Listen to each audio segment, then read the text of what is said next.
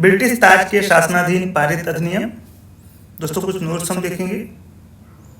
British संसद के भारत शासन अधिनियम 1858 के द्वारा भारत का शासन ब्रिटिश ताज के अधीन कर दिया गया। गवर्नर जनरल को अब भारत का वायसराय भी कहा जाने लगा, जो ब्रिटिश ताज का प्रत्यक्ष प्रतिनिधि बन गया। लॉर्ड कैनिंग भारत का प्रथम वायसराय बना। इस अधिनियम द्वारा भारत के राज्य सचिव पद का सृजन किया गया, जिसमें भारतीय प्रशासन पर संपूर्ण नियंत्रण की शक्ति निहित थी। उसकी सहायता के लिए 15 सदस्यीय परिषद के गठन का प्रावधान किया गया। भारत परिषद अधिनियम 1861 के द्वारा कानून बनाने की प्रक्रिया में भारतीय प्रतिनिधियों को शामिल करने की शुरुआत हुई। इस अधिनियम द्वारा मद्रास और मुंबई की प्रेसिडेंसियों को पुनः विधायी शक्तियां देकर विकेंद्रीकरण की प्रक्रिया की शुरुआत की गई। इसने वायसराय को आपातकाल में अध्यादेश जारी करने के लिए अधिकृत किया, जो अधिकतम 6 माह की अवधि तक प्रभावी हो सकता था। भारत परिषद अधिनियम 1892 के माध्यम से केंद्रीय और प्रांतीय विधान परिषदों में अतिरिक्त गैर सरकारी सदस्यों की संख्या बढ़ा दी गई। केंद्रीय विधान परिषद के भारतीय सदस्यों को वार्षिक बजट पर बहस करने तथा सरकार से 6 दिन पूर्व नोटिस पर प्रश्न पूछने का अधिकार भी दिया गया, परंतु पूरक प्रश्न पूछने तथा मतदान का अधिकार नहीं था। सीमित अर्थों में निर्वाचन पद्धति का आरंभ किया जाना इस अधिनियम की महत्वपूर्ण विशेषता थी। भारत परिषद अधिनियम 1909 को मार्ले मिंटो सुधार के नाम से भी जानते हैं।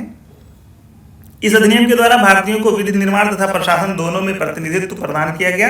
इसके तहत वायसराय की कार्यकारी परिषद में भारतीयों को पहली बार शामिल किया गया। इस अधिनियम ने केंद्रीय तथा प्रांतीय विधायिनी शक्ति को बढ़ा दिया।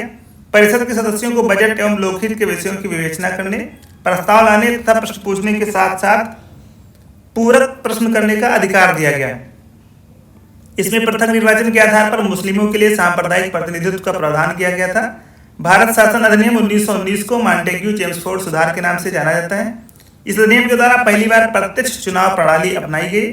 सांप्रदायिक आधार पर निर्वाचन प्रणाली का विस्तार करते हुए इसे सिखों, भारतीय ईसाइयों, आंग्ल भारतीयों तथा यूरोपियों के लिए भी लागू कर दिया गया। इस अधिनियम द्वारा पहली बार केंद्र में द्विसदनीय व्यवस्था स्थापित की गई। इस अधिनियम के द्वारा सभी विषयों को केंद्र तथा प्रांतों में बांट दिया गया। द्विसदनीय केंद्रीय विधानमंडल समस्त ब्रिटिश भारत के लिए कानून बना सकती थी। इस अधिनियम के तहत प्रांतों में द्वैत शासन प्रणाली लागू की गई। प्रांतीय विषयों को 2 भागों में आरक्षित तथा हस्तांतरित विषयों में बांटा गया। इस अधिनियम में पहली बार उत्तरदायी शासन शब्द का प्रयोग किया गया। उत्तरदायी शासन शब्द का प्रयोग किया गया था। इसके अंतर्गत एक आयोग का गठन किया जाना था, जिसका कार्य 10 वर्ष बाद इस अधिनियम की समीक्षा करने के बाद अपनी रिपोर्ट प्रस्तुत करना था। भारत शासन अधिनियम 1935 द्वारा सर्वप्रथम भारत में संघात्मक सरकार की स्थापना की गई। इस अधिनियम के द्वारा प्रांतों में द्वैत शासन समाप्त करके केंद्र में द्वैत शासन प्रणाली लागू की गई। भारत में मुद्रा एवं साख पर नियंत्रण के लिए भारतीय रिजर्व बैंक की स्थापना की गई। सांप्रदायिक निर्वाचन प्रणाली का विस्तार करते हुए दलित जातियों, महिलाओं और श्रमिकों को इसमें सम्मिलित किया गया। इसी अधिनियम के तहत वर्ष 1937 में संघीय न्यायालय की स्थापना की गई। इस अधिनियम द्वारा बर्मा को ब्रिटिश भारत से अलग कर दिया गया तथा 2 नए प्रांतों सिंध और उड़ीसा का निर्माण हुआ। इसके तहत कुछ प्रांतों में द्विसदनात्मक व्यवस्था की गई। भारतीय स्वतंत्रता अधिनियम 1947 ने 15 अगस्त 1947 को भारत को स्वतंत्र एवं संप्रभु राष्ट्र घोषित किया। इसने वायसराय का पद समाप्त कर दोनों डोमिनियन राज्यों में गवर्नर जनरल का पद सृजित किया। इसके अंतर्गत ब्रिटिश शाही उपाधि से भारत का सम्राट शब्द समाप्त कर दिया गया। अब कुछ प्रश्न हैं हमारे। निम्नलिखित में से किस अधिनियम के द्वारा भारतीय विधान परिषद को बजट पर बहस करने की शक्ति प्राप्त हुई? सही जवाब होगा ऑप्शन बी, भारतीय परिषद अधिनियम 1892। 1892 के भारतीय परिषद अधिनियम ने विधान परिषद के कार्यों में वृद्धि की। इसके तहत बजट पर बहस करने की शक्ति दी गई, परंतु मतदान का अधिकार नहीं था। इस अधिनियम के तहत 6 दिन की पूर्व नोटिस पर कार्यपालिका से प्रश्न पूछने की अनुमति दी गई, परंतु पूरक प्रश्न पूछने का अधिकार नहीं था। ब्रिटिश भारत में सांप्रदायिक प्रतिनिधित्व की व्यवस्था निम्नलिखित में से किस अधिनियम के द्वारा की गई थी? सही जवाब है ऑप्शन बी, मार्ले मिंटो सुधार 1909 के द्वारा।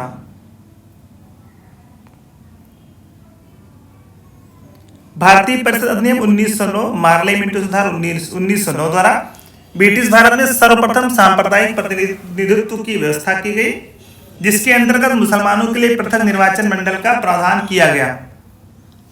निम्नलिखित में से किस एक अधिनियम द्वारा भारत में संघीय न्यायालय की स्थापना की गई? उपर्युक्त में से कोई नहीं। दोस्तों, भारत में संघीय न्यायालय की स्थापना 1 अक्टूबर 1937 को भारत सरकार अधिनियम 1935 के अंतर्गत की गई थी। इसके प्रथम मुख्य न्यायाधीश सर मॉरिस गोयर थे। उपर्युक्त दिए गए विकल्पों में भारत सरकार अधिनियम 1935 नहीं होने के कारण विकल्प डी सही उत्तर है। भारत का संघीय न्यायालय निम्नलिखित में से किस वर्ष में स्थापित किया गया था? 1937 में स्थापित किया गया था। केंद्र में द्वैध शासन किस अधिनियम के अंतर्गत स्थापित किया गया था? भारत सरकार अधिनियम 1935 के द्वारा केंद्र में द्वैध शासन स्थापित किया गया था। दोस्तों, भारत सरकार अधिनियम 1935 के अंतर्गत केंद्र में द्वैध शासन, एक नए अखिल भारतीय संघ की स्थापना तथा प्रांतों में द्वैध शासन व्यवस्था को समाप्त करने का प्रावधान किया गया। प्रांतों में द्वैध शासन का उपबंध 1919 के अधिनियम द्वारा किया गया था। केंद्र में द्वैध शासन के तहत संघीय विषयों को दो भागों में बांटा गया: आरक्षित रिजर्व्ड और हस्तांतरित विषय ट्रांसफर्ड सब्जेक्ट। निम्नलिखित में से किस अधिनियम ने केंद्र में द्वैध शासन प्रणाली को स्थापित किया था? भारत शासन अधिनियम 1935 ने। 1919 के भारत शासन अधिनियम की निम्नलिखित में से कौन सी प्रमुख विशेषता या विशेषताएं हैं? पहला है इसका प्रांतों की कार्यकारिणी सरकार में द्वैध शासन की व्यवस्था। अगला है पॉइंट मुसलमानों के लिए पृथक सांप्रदायिक निर्वाचक मंडलों की व्यवस्था। और फिर है केंद्र द्वारा प्रांतों को विधायी शक्ति का हस्तांतरण।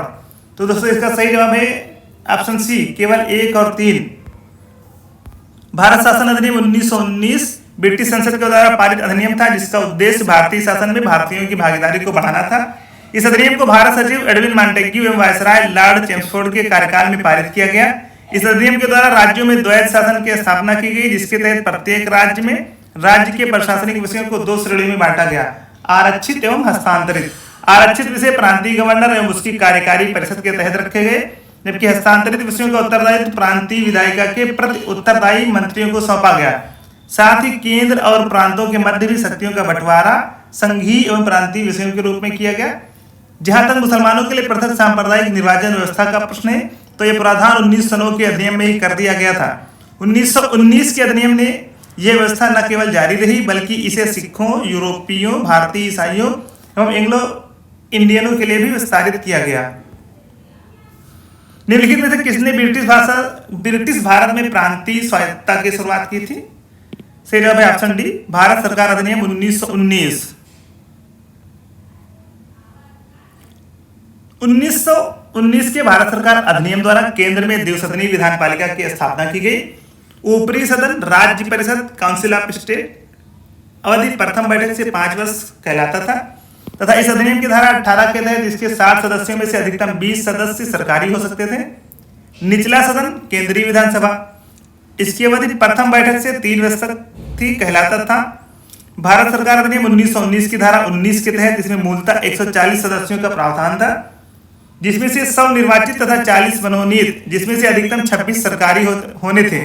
ज्ञातव्य है कि 1919 के अधिनियम के क्रियान्वयन हेतु बने नियमों के तहत राज्य परिषद के 60 सदस्यों में से 33 के निर्वाचित तथा शेष 27 के मनोनीत होने का प्रावधान किया गया, जबकि केंद्रीय विधानसभा के सदस्यों की संख्या बढ़ाकर पहले 143, 102 निर्वाचित प्लस 41 मनोनीत तथा फिर 105, 145, 104 निर्वाचित प्लस 41 मनोनीत कर दी गई। उल्लेखनीय है कि दोनों सदनों में मनोनीत सदस्यों में से एक बरार से निर्वाचित होने वाले सदस्य भी होते थे, जिन्हें गवर्नर जनरल मनोनीत करता था। बरार से मनोनीत होने वाले सदस्य के निर्वाचित होने के कारण अनेक उल्लेखों में उसे निर्वाचित सदस्यों की संख्या में शामिल कर दिया गया है। केंद्र में कौन सा एक्ट द्विसदनीय विधायिका लाया था? सही जवाब है ऑप्शन सी, 1919 का एक्ट। निम्नलिखित कथनों पर विचार कीजिए। 1919 के मॉन्टेग्यू चेम्सफोर्ड सुधारों में 21 वर्ष से अधिक आयु की सभी महिलाओं के लिए मताधिकार की संस्तुति की गई। 1935 के गवर्नमेंट ऑफ इंडिया एक्ट में विधानमंडल में महिलाओं के लिए आरक्षित स्थानों का प्रावधान किया गया। कह रहा है कि उपर्युक्त कथनों में से कौन सा कथन या कौन से कथन सही हैं?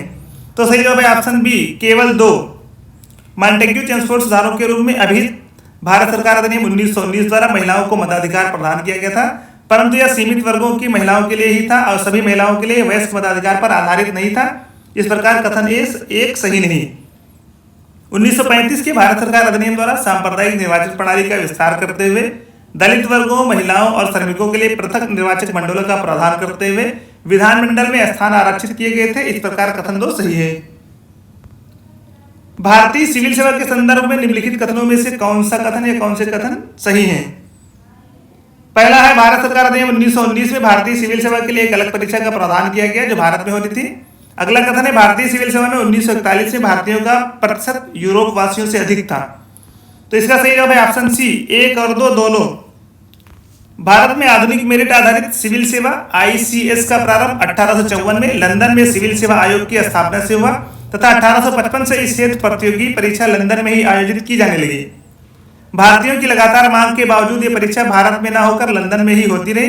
अंततः भारत सरकार अधिनियम 1919 के प्रावधान के अनुरूप वर्ष 1922 से ICS की परीक्षा भारत में भी होनी प्रारंभ हुई, पहले इलाहाबाद में तथा बाद में दिल्ली में। 1930 के दशक के अंत तक यूरोप वासियों की उपलब्धता भारतीय सिविल सेवा में कम होती गई तथा इस सेवा में 1941 तक स्पष्ट रूप से भारतीयों का प्रतिशत यूरोप वासियों से अधिक हो चुका था। केंद्रीय विधानसभा का या के निम्नांकित में से कौन से निर्वाचन भारत शासन अधिनियम 1919 के तहत हुए? तो दोस्तों इसका सही जवाब है ऑप्शन सी, ए और सी। प्रश्नगत वर्षों में से वर्ष 1926 और 1945 का केंद्रीय विधानसभा चुनाव भारत शासन अधिनियम 1919 के तहत हुआ था। भारत शासन अधिनियम 1919 के अंतर्गत भारतीय विधायिका का अंतिम निर्वाचन किस वर्ष में आयोजित किया गया था? 1945 में। भारत शासन अधिनियम 1919 के अंतर्गत भारतीय विधायिका केंद्रीय विधानसभा का अंतिम निर्वाचन वर्ष 1945 में आयोजित किया गया था। राष्ट्रपति की अध्यादेश निर्गत करने की शक्ति प्रेरित है भारत सरकार अधिनियम 1935 से। यद्यपि ब्रिटिश भारत में गवर्नर जनरल को 1861 के भारत परिषद अधिनियम से ही विधान परिषद की अनुमति के बिना अध्यादेश जारी करने की शक्ति प्राप्त थी, तथापि भारतीय संविधान में ही राष्ट्रपति के अध्यादेश निर्गत करने की शक्ति अनुच्छेद 123 भारत सरकार अधिनियम 1935 की धारा 42 एवं 43 से प्रेरित है। निम्नलिखित में से किस अधिनियम द्वारा संवैधानिक निरंकुशता का सिद्धांत प्रवृत्त किया गया? सही जवाब है ऑप्शन सी, 1935 का भारत सरकार अधिनियम। संवैधानिक निरंकुशता का सिद्धांत भारत सरकार अधिनियम 1935 द्वारा प्रवृत्त किया गया। यह अधिनियम ब्रिटिश संसद द्वारा पारित सर्वाधिक विस्तृत अधिनियम था। साथ ही यह भारत के लिए तैयार संवैधानिक प्रस्ताव में सबसे जटिल दस्तावेज था। इसी अधिनियम में भारत संघ की स्थापना, संघीय न्यायपालिका, केंद्र और राज्यों के मध्य शक्तियों का विभाजन आदि की व्यवस्था की गई थी। भारत के संविधान में केंद्र और राज्यों के बीच किया गया शक्तियों का विभाजन इनमें से किसमें उल्लिखित योजना पर आधारित है? भारत सरकार अधिनियम 1935 पर। भारत के संविधान में केंद्र और राज्यों के मध्य शक्तियों का विभाजन भारत शासन अधिनियम 1935 में उल्लिखित योजना पर आधारित है। इस अधिनियम की 7वीं अनुसूची में संघीय, राज्य और संवर्ती सूची में विषयों का विभाजन किया गया था।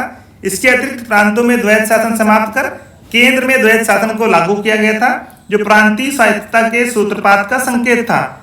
इसमें एक अखिल भारतीय महासंघ स्थापित करने का प्रावधान शामिल किया गया था। इस संघ का निर्माण तत्कालीन ब्रिटिश भारत के प्रांतों, चीफ कमिश्नर प्रांतों एवं देशी रियासतों से मिलकर होना था, परंतु यह व्यवस्था लागू नहीं की जा सकी।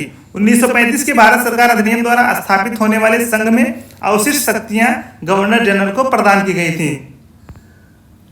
निम्न में से एक भारत सरकार अधिनियम 1935 की मुख्य विशेषताओं में से नहीं थी। ऑप्शन बी, अवशिष्ट विषय प्रांतीय विधायिकाओं को आवंटित किए गए थे, ये विशेषता नहीं थी। इस अधिनियम में अखिल भारतीय महासंघ का प्रावधान भी था। यह प्रांतीय स्वायत्तता के सूत्रपात का संकेत था और इसने प्रांतीय स्तर पर द्वैध शासन प्रणाली को समाप्त कर केंद्र में लागू किया गया था। ये सभी विशेषताएं भारत सरकार अधिनियम 1935 की थी। एक संघीय व्यवस्था और केंद्र में द्वैध शासन भारत में लागू किया गया था 1935 के अधिनियम द्वारा।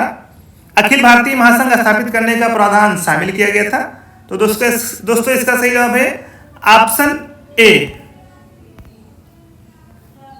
निम्नलिखित में से किस अधिनियम ने भारत में संघीय शासन की व्यवस्था दी थी? ऑप्शन सी, भारत सरकार अधिनियम 1935। 1935 के अधिनियम द्वारा स्थापित संघ में अवशेष शक्तियां किसको दी गई थी? गवर्नर जनरल को दी गई थी। निम्नलिखित में से कौन सा एक भारत शासन अधिनियम 1935 में स्वीकार किया हुआ महत्वपूर्ण और स्थायी अवयव नहीं है? सही जवाब है ऑप्शन ए, देश के लिए लिखित संविधान। भारत शासन अधिनियम 1935 में देश के लिए लिखित संविधान का उल्लेख नहीं था।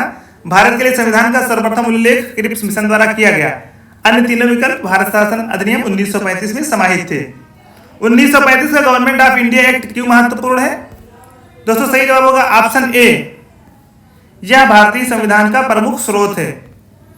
भारत का वर्तमान संवैधानिक ढांचा बहुत कुछ 1935 के भारत शासन अधिनियम पर आधारित है। इस अधिनियम के मुख्य उपबंध इस प्रकार है: संघात्मक सरकार की स्थापना, केंद्र में द्वैध शासन की स्थापना, प्रांतों में द्वैध शासन के स्थान पर स्वायत्त शासन की स्थापना, द्विसदनीय केंद्रीय विधानमंडल, प्रांतीय शासन व्यवस्था, प्रांतीय विधानमंडल, केंद्र एवं प्रांतों में शक्तियों का विभाजन तथा फेडरल न्यायालय की स्थापना आदि। निम्नलिखित अधिनियमों में से किस अधिनियम के फलस्वरूप बर्मा भारत से अलग हुआ था? गवर्नमेंट ऑफ इंडिया एक्ट 1935 के तहत गवर्नमेंट ऑफ इंडिया एक्ट 1935 के प्रावधानों के अनुरूप वर्ष 1937 में बर्मा को भारत से अलग किया गया था।